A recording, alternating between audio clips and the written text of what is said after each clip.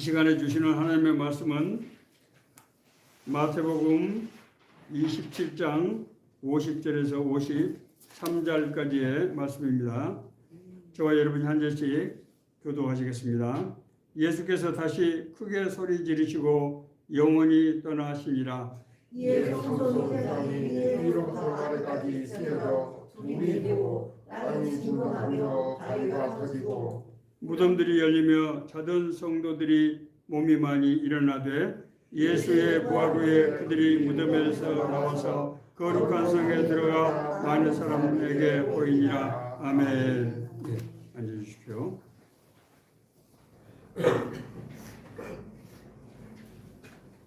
네, 오늘은 예수님께서 죽음을 이기시고 다시 살아나신 것을 우리가 기억하고 기념하는 부활절입니다. 부활절은 조금 계산이 좀 어렵습니다. 춘분, 올해는 3월 20일이었거든요. 춘분이 지난 보름이 해당되는 날의 주일을 부활절로 우리가 지키는 겁니다.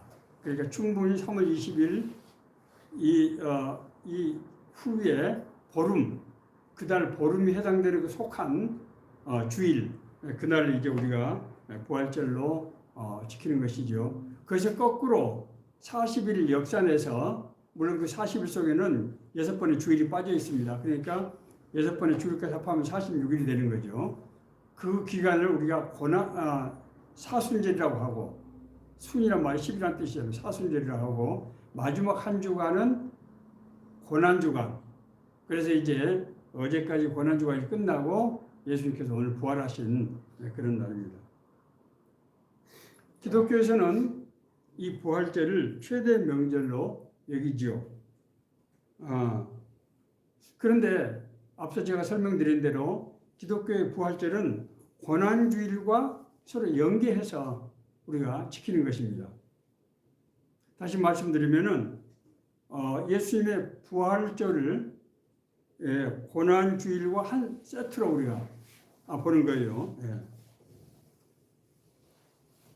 기독교 부활은 다른 종교하고는 대단히 다른 아주 그런 특색을 가지고 있습니다. 우선 무엇보다도 다른 종교에서는 사망 후 다시 살아났다는 이가 없으니까 부활절이라고 하는 것을 붙이기가 어렵겠죠.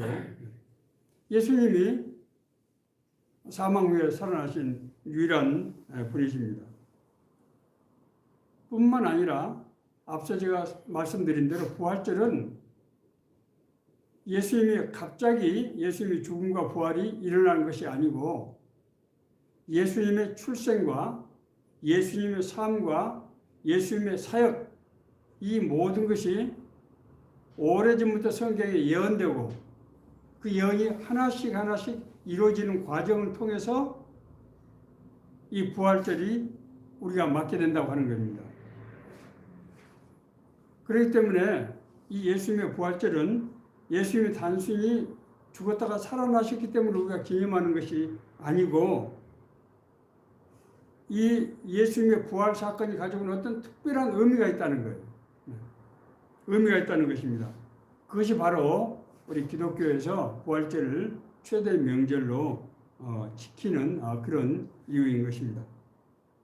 그러므로 오늘 이제 예수님의 고난과 죽으심 그리고 부활의 의미에 대해서 우리가 성경을 통해서 한번 체계적으로 알아보는 것이 필요하다고 생각이 듭니다. 제가 부활절 이제 목사들이 설교를 매년 하기 때문에 사실 굉장히 고심을 하는 주제고 또 어려운 주제이기도 하고 그렇습니다. 제가 지난 한 주 동안 묵상을 하면서 부활의 말씀을 어떻게 전해야 될까? 그래서 제가 부활의 이 히스토리를 전체를 한번 좀 우리가 정리해 볼 필요가 있다. 이런 생각이 들었습니다. 자, 우선 먼저 우리 가까운 고난주간부터 한번 생각해 보겠습니다. 예수님의 고난, 이 한 주간은 예수님의 생애를 압축해 놓은 바로 그런 기간입니다. 그러니까 그의 탄생과 고난, 그리고 죽으심, 부활, 이 사건 모두가 다 고난주일의 메시지에 들어있고 실제로 고난주간에 그 일을 행하셨다는 거예요.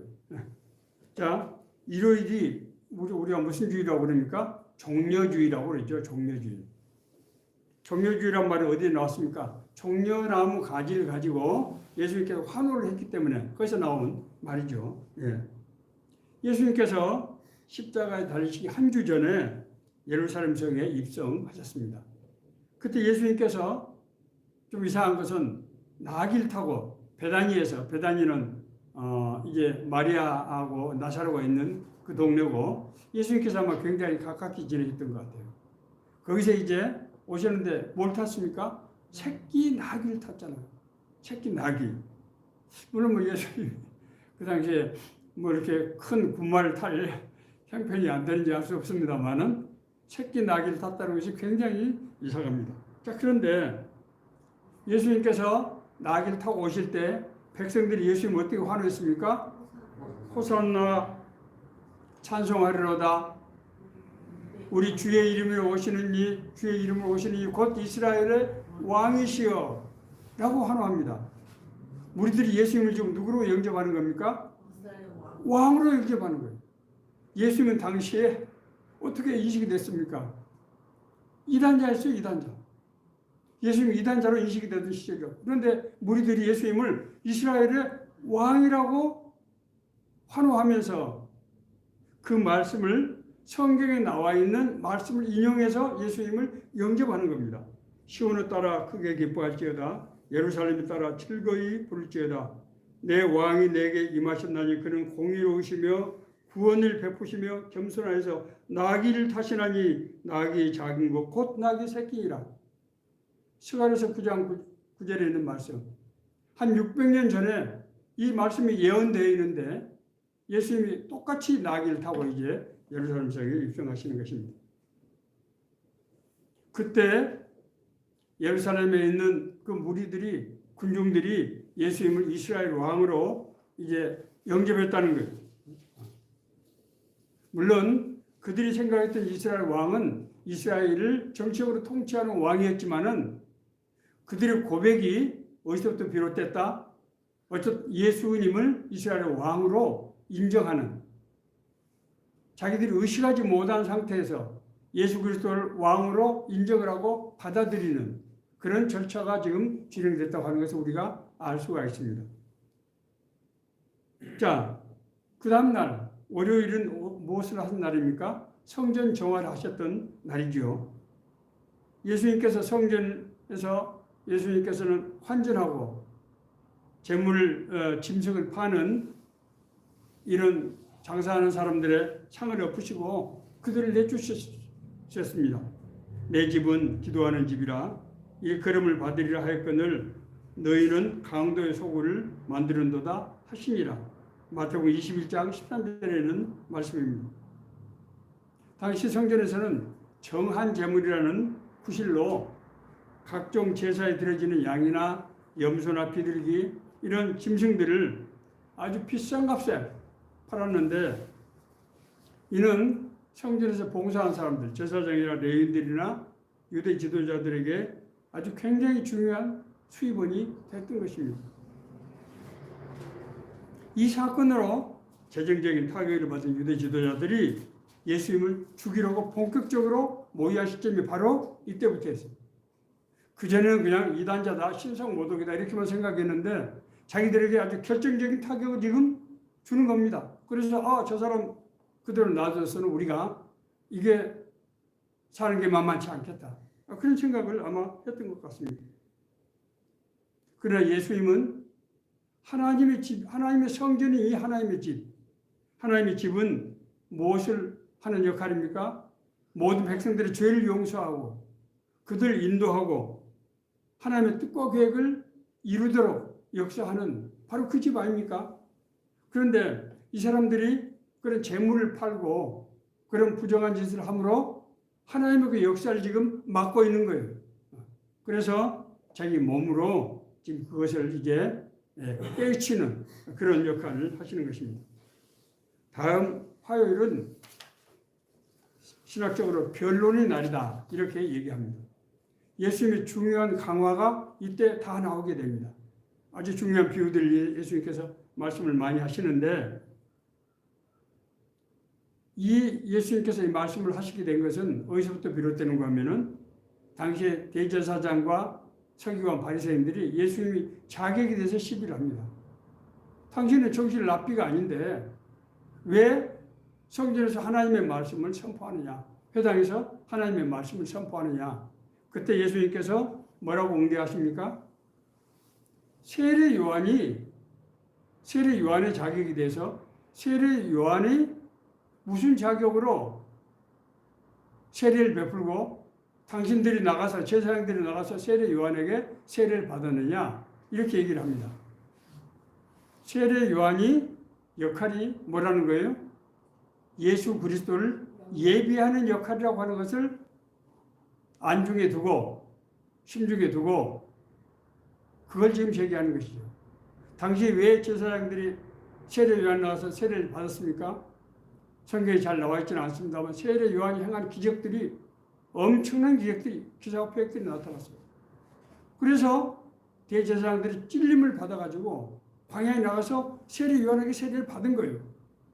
너희들이 세례 요한의 세례는 문제 삼지 않으면서 어떻게 내 자격을 문제 삼을 수 있느냐, 이런 의미가 포함되어 있는 것이죠. 자, 여기에는 예수님께서 이때 아주 여러 개 아주 중요한 강화를 말씀하시는데 대개 하나님 나라 천국, 어떤 사람이 천국에 들어갈 수 있느냐, 어떤 사람이 천국에 합당한 자냐 하는 것들에 대한 주로 말씀을 집중적으로 하십니다. 자, 첫째는 불의한 포도 농부의 비유입니다. 어떤 사람이 포도원을 잘 만들어 놓고 이제 사람들에게 세를 주는 거예요. 그리고 나서 이제 결실 때가 돼서 그 세를 사건을 받으려고 이제 하인들을 보냈어요. 그랬더니 그 포도원을 경영하던 사람들이 어떻게 했습니까? 하인들을 때리고 쫓아내고 심지어 죽이기까지 했어요.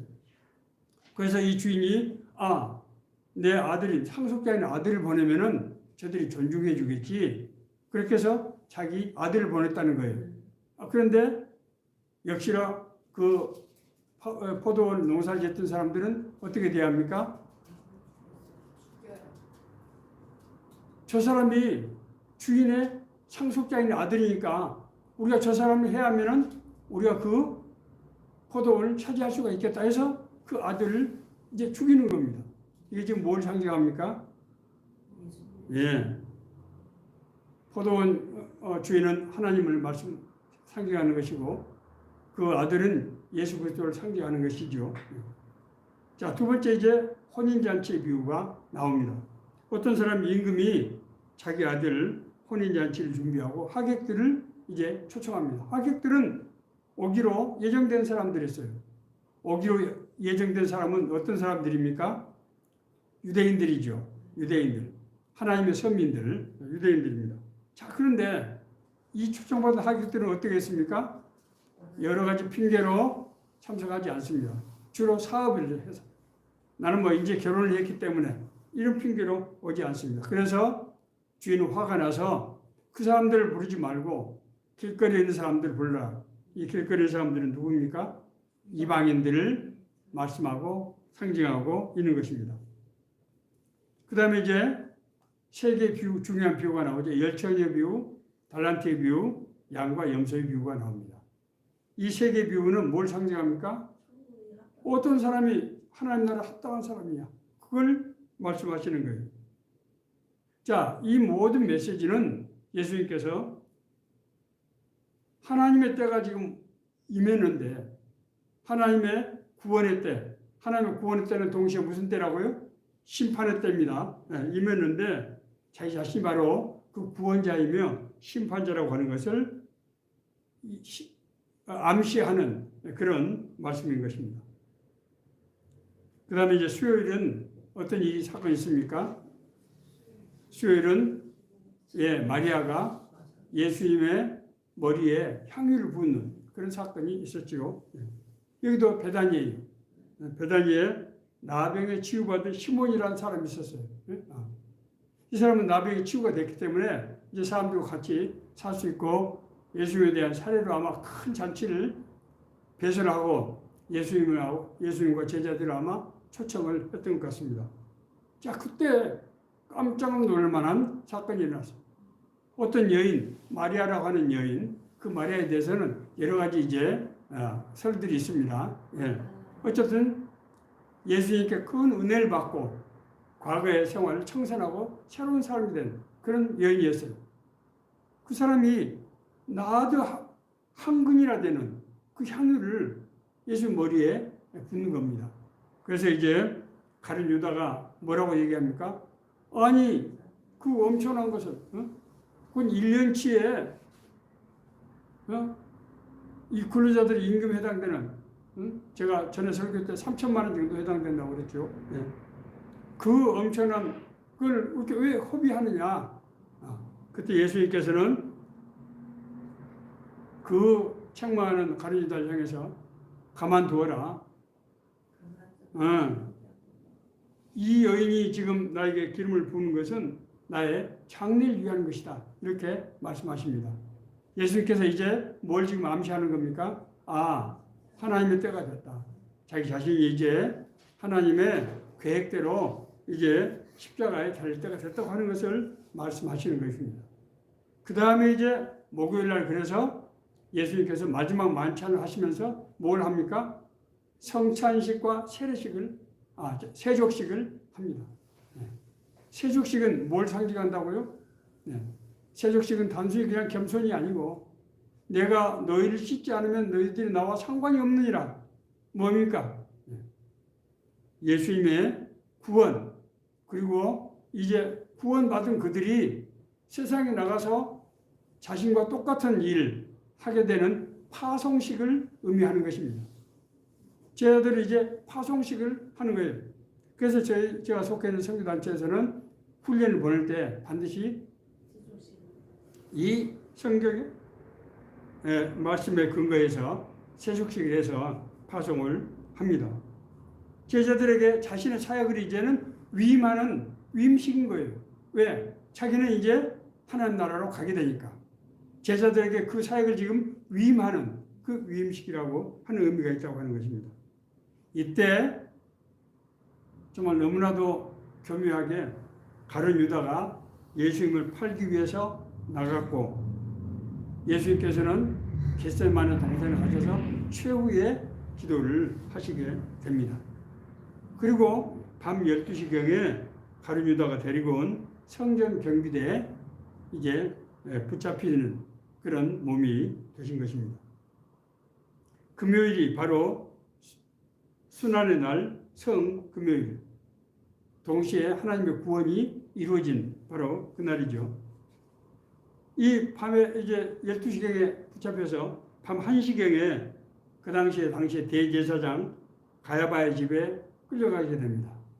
거기서 어떤 사건이 있었습니까? 베드로가 예수님을 3번씩 부인하는 이런 사건들이 있었죠. 자, 제가 지금 길게 설명할 지금 시간이 아니라서 가룟 유다가 파송식을 하는 위임식을 하는 때에 가룟 유다가 예수님을 배신하는 그 행위를 하게 되고 그리고 그 다음날 이제 예수님께서 십자가에 달리시는 그날 베드로가 예수님을 3번 부인하게 됩니다. 가룟 유다가 예수님을 팔고 모든 제자들, 베드로는 모든 제자들 대표하니까 모든 제자들이 예수님을 부인함으로써 예수님이 십자가에 달리시게 된 것입니다. 역설적이지만 예수님이 십자가에 달리신 모든 조건이 완성되는 거잖아요. 그렇지 않습니까? 자, 예수님께서는 밤 3시에 산헤드린, 그 당시에 이 이스라엘의 모든 중요한 정책을 결정하는 산헤드린 비공식 회의에 가서 신문을 받은 후에 이제 새벽 5시에 당시에 로마의 총독인 빌라도에게 예수님의 신병을 인계하게 됩니다. 자, 그리고 빌라도의 1차 신문과 헤로드 왕의 신문. 당시 빌라도와 헤로드 왕은 예수 그리스도를 이제 관장하는 그런 공직자들이죠. 권세들이죠.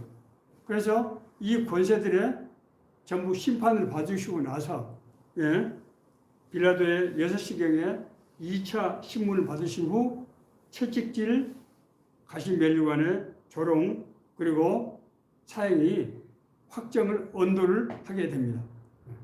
이때 예수님 사형이 확정되는 거예요. 그리고 이어서 예수님께서는 십자가를 지시고 골고다 언덕을 오르셔서 9시경에 십자가형이 집행됩니다. 그렇죠? 그리고 오후 3시경에 운명하셨어요. 12시부터 흑암이 내립니다. 흑암이 내리는 것이 뭘 상징합니까? 하나님의 비통, 하나님의 무서운 징벌.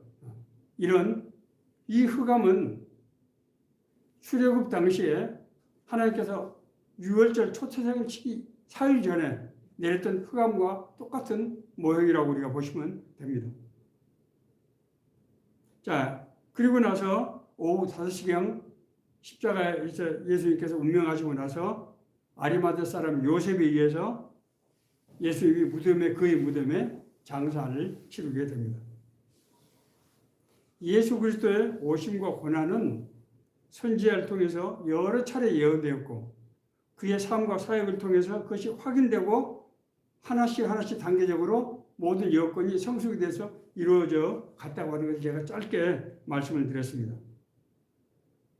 자, 예수 그리스도의 오심은 이 사건이 제가 지금 이 고난주간 한 주간이 예수님의 전생의 압축판이라고 제가 말씀드렸습니다. 먼저 예수 그리스도의 오심에 대한 예언이 있게 됩니다. 그게 뭡니까? 이사야서 40장 1절에서 5절에 이르는 말씀입니다. 너희 하나님이 이르시되 너희는 위로하라 내 백성을 위로하라. 너희는 예루살렘의 마음에 닿도록 말하여 그것에 외치라.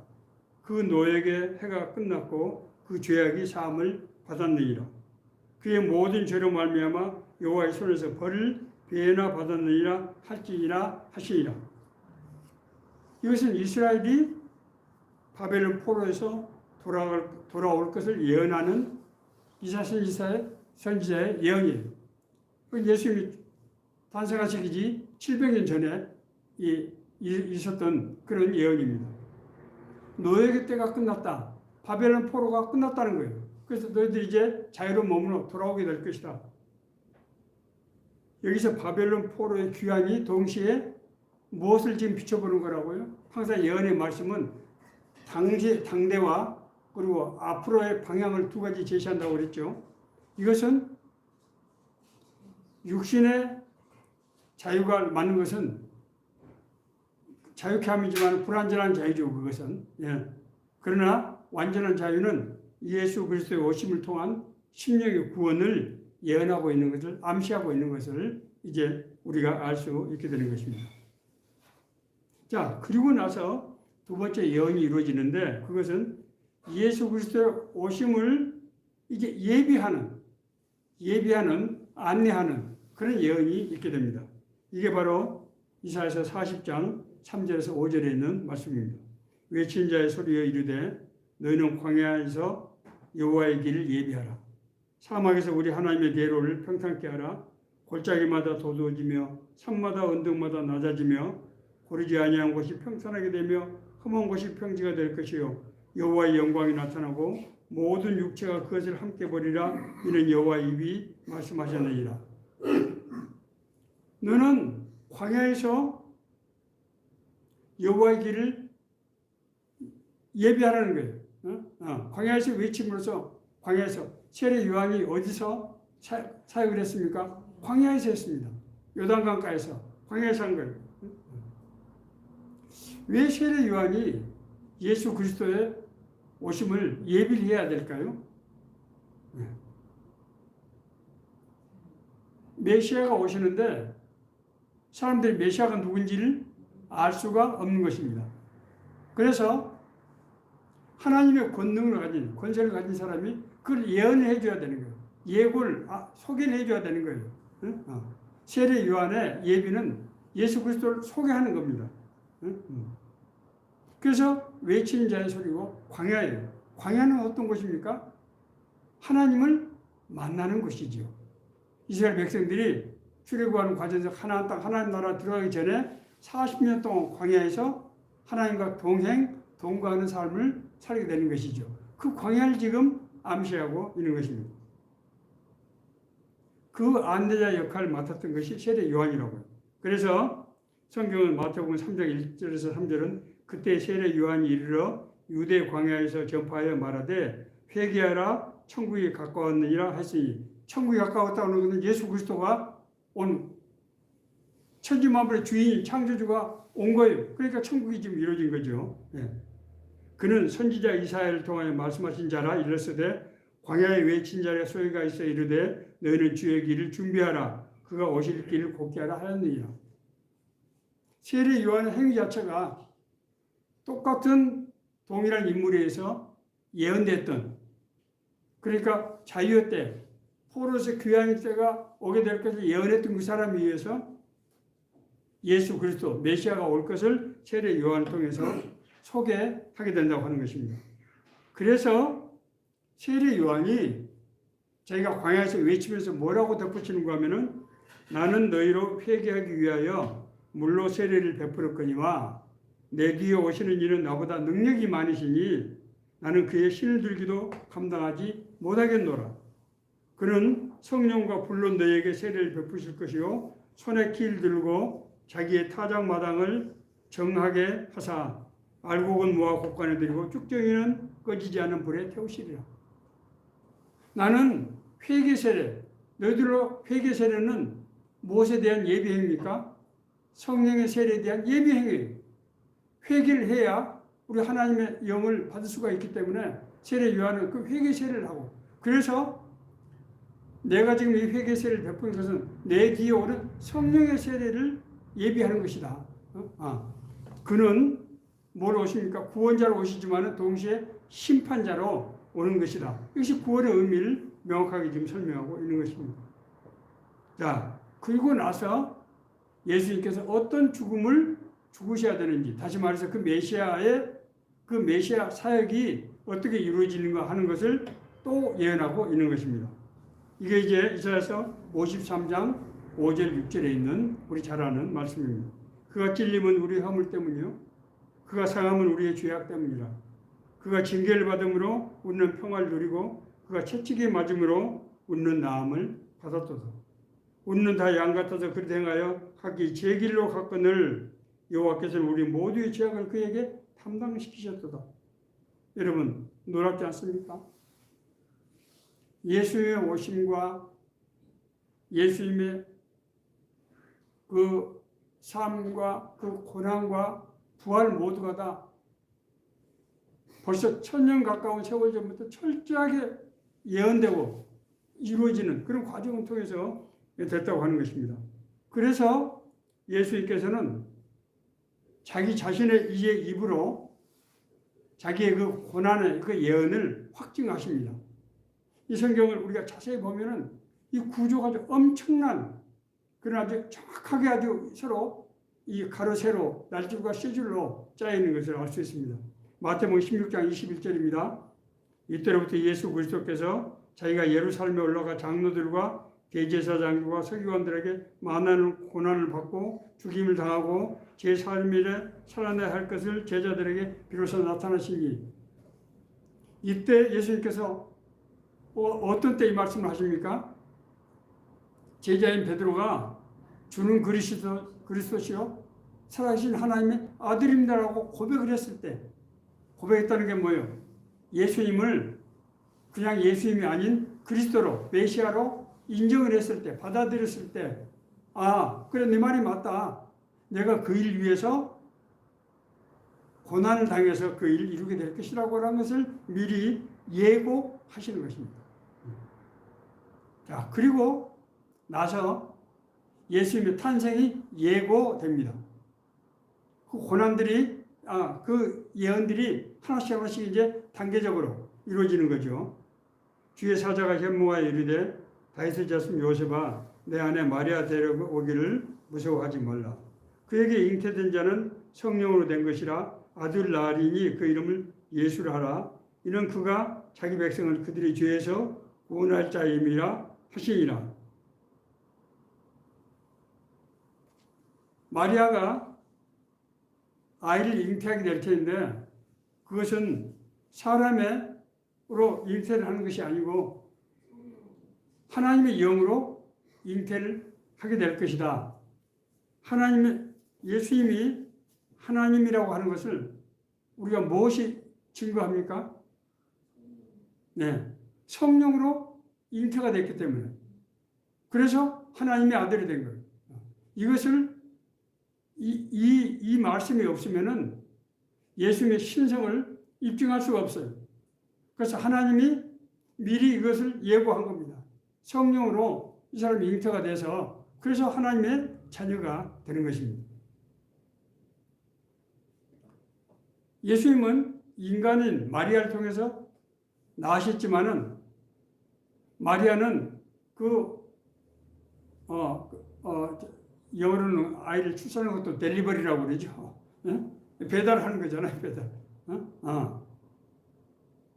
출산하는 것도 델리버리라고 하는데 성령에 의해서 마리아는 그냥 델리버리를 한 거예요. 그래서 하나님의 자녀가 됐다고 하는 것을 확증하는 것입니다.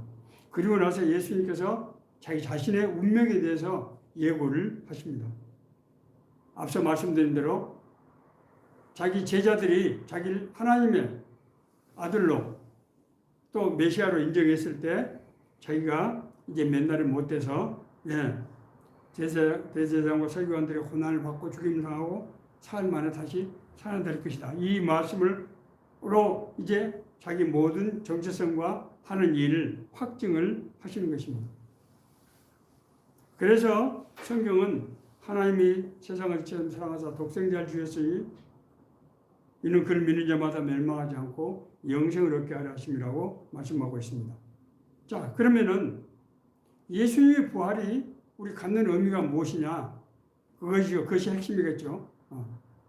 예수님의 부활이 제가 지난번 설교에서 예수님의 고난의 죽으심은 우리의 죽음이고 죄에 대한 우리의 죽음이고 예수님의 부활은 영원한 생명, 하나님의 영생으로의 부활이다. 제가 그렇게 말씀드렸습니다.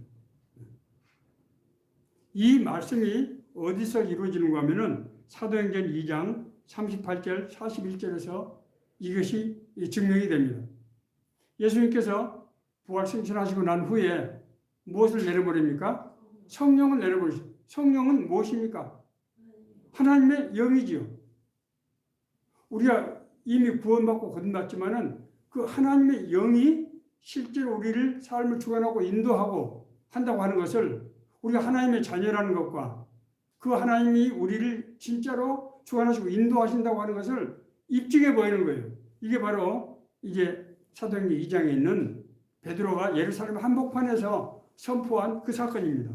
베드로가 이르되 너희가 회개하여 각각 예수 그리스도 이름으로 세례를 받고 죄사함을 받으라. 그리하면 성령을 선물로 받으리니 이 약속은 너희와 너희 자녀와 먼 데 사람 곧 우리 우리 하나님이 얼마든지 부르시는 자들에게 하신 것이라 하고 또 여러 말로 확증하며 권하 이르되 이 폐역한 세대에서 구원을 얻으라 하니 그 말을 받은 사람들이 세례를 받음에 이날의 신도수가 3천이나 더하더라. 베드로가 예수님이 죽으신 것은 우리를 하나님의 영으로 회복시키기 위해서 대신 우리 죄를 안고 죽으신 것이고 그래서 하나님의 영을 우리에게 보내셨다. 자, 천국이 가까이 왔다. 그러면 당신들이 이걸 믿기만 하면은 구원받고 당신들이 하나님의 자녀가 회복됐다고 하는 증거를 보게 될 것이다. 이것을 했을 때 이 말을 듣고 3,000명이 집단 회개. 이 중에 상당수가 제사장이었어요. 그리고 나서 이 사람들이 성령이 받고 나서 어떤 현상이 일어났습니까? 사도행전 신앙 공동체가 형성이 되는데 엊그제까지 서로 조금이라도 소유하기서 갈등하고 대립하고 다투고 하던 사람들이 갑자기 모여서 예수님을 찬양하고 말씀을 듣고 기도하고 그리고 자기 소유를 팔아서 나눠주고 서로 더불어 살아가는 이상한 현상이 일어난 이것은 그 사람들이 갑자기 은혜를 받아서 기분이 좋아서 한 것이 아니고 사람들이 바뀌었다고 하는 것을 그렇게 지금 나타나고 있는 거예요. 사람들 심령이 바뀌어버린 거예요. 하나님의 나라가 그 사람들 삶 속에서 이루어진 겁니다. 예수 그리스도의 죽음이 우리 죄에 대한 죽음이고 예수 그리스도의 부활이 우리 영생에 대한 부활이라고 하는 것을 입증하게 된 것입니다. 이것이 오늘 성경이 우리에게 말씀하시는 그 내용입니다. 그러니까 이것은 우리 기독교의 아주 근본적인 그런 원리이자 핵심이죠. 이것이 바로 기독교예요. 다른 종교에는 전혀 생각할 수 없는 그런 일들이 이제 일어난 것입니다. 이 메시지는 예수님이 2000년 전에 이렇게 힘들게 죽으셨다, 우리를 위해 죽으셨다는 것이 아니고 우리가 그러므로 하나님의 자녀로 회복이 됐다, 영생을 얻게 됐다, 이걸 지금 얘기하는 거예요. 우리가 받은 은혜는 예수님의 고난의 은혜지만은 그 고난은 우리 죄 때문이고 우리에게 진짜로 주신 은혜는 뭐다? 하나님의 자녀로 하나님과 동행하는 삶을 세상에 살다가 세상을 떠나면 어떻게 된다? 예수님과 똑같은 그런 하나님 나라로 올라가는 그런 영생을 누리는 삶을 살게 된다고 하는 것을 지금 얘기하는 거예요. 이것은 엄청난 일이죠. 엄청난 일이죠. 우리 인생이 아주 근본적으로 지금 달라지는 그 사건이죠. 자, 이런 은혜를 받은 우리가 해야 될 일이 뭐겠습니까? 첫째는 내 자신이 이제는 세상 사람들이 제가 그런 얘기 있잖아요. 제가 어렸을 때 좀 힘들고 어렵게 살았을 때 아무도 나를 시골뜨기라고 생각하고 인정해 주지 않고 그래서 제가 늘 마음속으로 너희들이 보는 나는 진짜 내가 아니야. 나는 너희들이 알지 못하는 나는 그런 아이야. 내가 언젠가 큰 일을 하고 말 거야. 그런 생각을 가지고 있었어요. 물론 뭐 그때는 내가 힘들어서 어떤 방어 기제가 아마 심리고 작용해서 아마 그랬을 거예요. 우리가 이 세상에서 힘들게 어렵게 살지만 하나님의 자녀라고 하는 것, 하나님의 영생을 소유한 존재라고 하는 것을 우리가 확실히 믿고, 두 번째로 다른 사람에게도, 우리 가족들, 이웃 사람들에게도 그러한 은혜를 전하는 것이 우리가 마땅히 해야 될 일이겠죠. 그래서 이제 마가복음에서 마지막 16장에서 마가는 그렇게 얘기합니다. 믿는 자들에게 이런 표적이 따르니 곧 그들이 내 이름으로 귀신을 쫓아내며 새 방언을 말하며 병든 사람에게 손을 얹으니 나으리라. 예수님께서 하셨던 그 똑같은 그런 기사와 표적이 믿는 모든 사람들에게 나타난다는 거예요. 그래서 때를 얻든지 못 얻든지 너희는 온 천하에 다니면서 만민에게 복음을 전파하라. 그렇게 말씀하고 있어요. 이 기쁜 소식, 이 놀라운 소식을 전하라. 그래서 이걸 우리가 복음이라고 하는 영어 굿뉴스를 우리가 번역한 거 아니에요. 굿뉴스. 세상에서 가장 귀한 기쁜 소식. 오늘 우리는 이제 이 세상에서 가장 기쁜 소식을 우리가 받게 됐습니다. 이 부활절이 단순한 교회 행사가 아니고 우리 생명을 살리시고 우리가 영생을 얻게 돼서 하나님과 동행하고 영원히 하나님과 더불어 살아가는 그런 은혜를 받게 되는 날이다 하는 것을 우리가 기억했으면 좋겠습니다. 네.